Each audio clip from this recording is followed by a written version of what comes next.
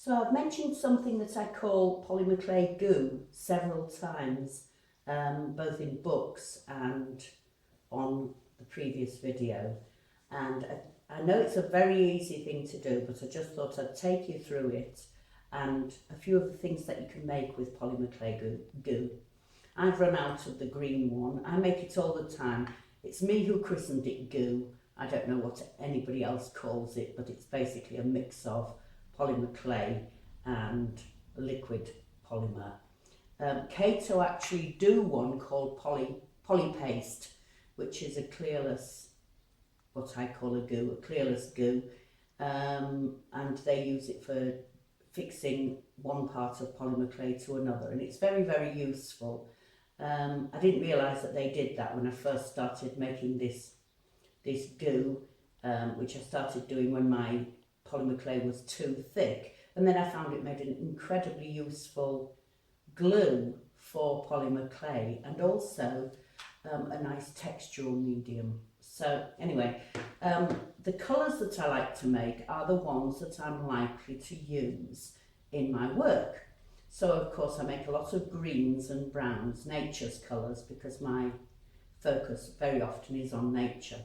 So what I do is I take a piece of work that I've been working on, a bit of leftover clay. This is the end of a cabbage cane, and I'll make the goo from those colours because I know those colours are going to match in with the work I'm doing. But I do have a box full of different colours now that are all the sorts of colours that I use regularly. But I'm just running out of this green, so I thought I'd demonstrate using this green. I'll make a small amount, I think half the amount that I'd normally make. So the first thing to do is to chop up your polymer clay. So this is going to come out a fairly dark mid-green. It'll look a little bit lighter because the liquid polymer has a colour of its own. And this one's liquid Fimo that I'm using. It's lost its label, but it's actually liquid Fimo. And for this job, this is my favourite liquid. Although Kato do one and so does Sculpey. People often ask me which are my favourite clays, and I like them all for different reasons. But the liquid clay, I do favour liquid Fimo. So just put some liquid Fimo on there, and the very best mixing tool, I used to use a pestle and mortar, but I found this so much easier. It will exercise your hands and particularly this finger quite a lot, so expect it to hurt a bit after you've done it properly. But you just chop it into here.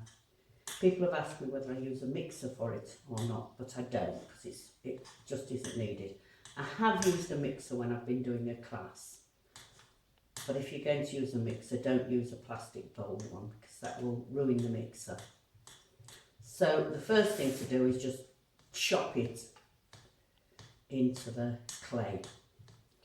And if you find that you've used almost all of your liquid, add some more. However, don't add too much at the beginning, because if you do, you end up with lumps of clay and lumps of liquid, and they won't blend together because there's not enough friction. I'm sure eventually the polymer clay companies will come up with coloured liquid Fimo, but meanwhile it's actually quite nice, the fact that we artists have the opportunity to mix our own colours to our own taste. And polymer clay often doesn't come in a very nice green anyway. It's beginning to soften. I don't know whether you can see that, but it's just starting to soften a bit. Now the thickness of the goo that you want depends on what you're going to use it for.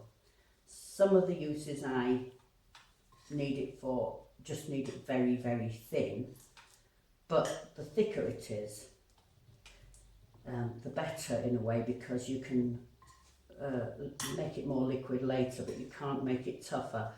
And the thicker it is, the more grab it has as a glue.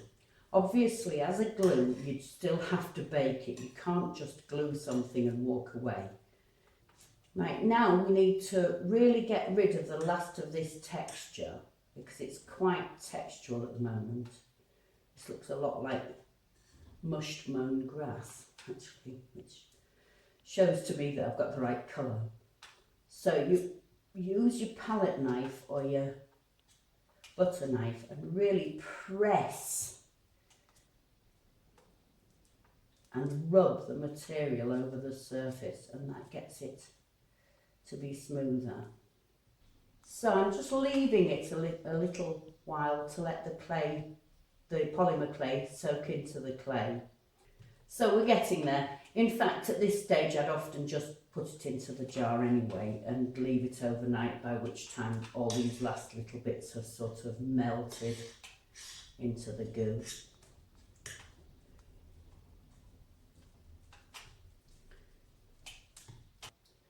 So I'll put some of the softer goo. I've got some of the thicker one there and some of the softer one. But it's very, very easy to attach leaves to a plant. I've already extruded this with my 3D pen, and these are some of my superfine leaves. This is the ivy leaf, the green ivy leaf. And you just simply pop them on. The thicker the material, the more these leaves will hang on. It grabs better when it's thick. You just attach the leaves to the little plant and then bake it. And as I've said before, this 3D pen work will sit in the oven and will not be affected by the temperatures that you use for polymer clay, because its temperature is around 260. Now, is that centigrade or Fahrenheit? I get mixed up, but the temperature that the ABS filament cures at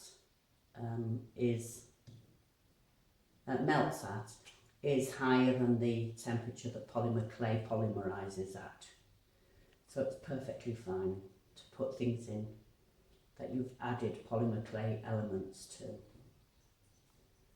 And I can see that we can have a lot of fun with polymer clay and 3D pen work together. So just a cocktail stick, dab a bit of goo on the back of your leaf and attach the leaf to the plant. And I'm going to use this to hang over a fence, to twine over a fence. So I'll be quite happy with that, I think.